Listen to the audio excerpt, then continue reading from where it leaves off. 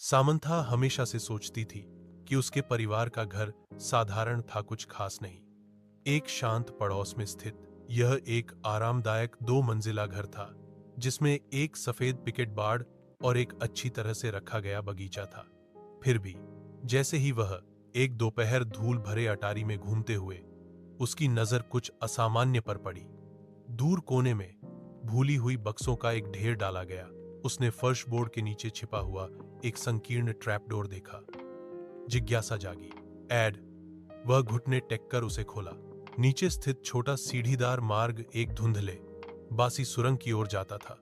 दीवारें पत्थर से बनी थीं और एक हल्की ठंडी हवा अंदर से फुसफुसाती हुई लग रही थी। वह कला रेसिंग। सामंथा सावधानी से उतरी, उसकी टॉर्च अंधेरे को चीरती हुई। सुरंग उसकी उम्मीद से कहीं अधिक लंबी खिंची हुई थी, जो पृथ्वी के नीचे मुड़ती और घूमती थी। वह हिला नहीं सकी। उसे यह महसूस हो रहा था कि वह अतिक्रमण कर रही है, कि कुछ उसका इंतजार कर रहा था। अनंत काल जैसा लगने के बाद सुरंग आखिरकार एक छिपे हुए कमरे में खुल गई। दीवारें पुरानी किताबों की अलमारियों से भरी हुई थीं। अजीब चमड़े से बंधी हुई किताबों के साथ नेतृत्व किया।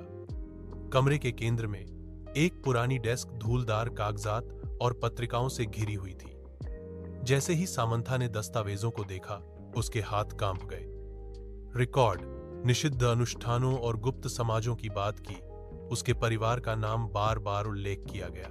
जितना गहरा उसने पढ़ा, उतना ही उसे एहसास हुआ कि उसके परिवार का इतिहास गहरे रहस्यों से जुड़ा था। रहस्य गाढ़ा रहने का मतलब था। उसने कुछ ऐसा उजागर किया था जो किसी को भी कास्ट करने वाला नहीं था, कुछ ऐसा जो पीढ़ियों से छिपा हुआ था। जैसे ही खोज का भार उस पर पड़ा, उसने सबसे हल्की सी आवाज सुनी और उसके पीछे से एक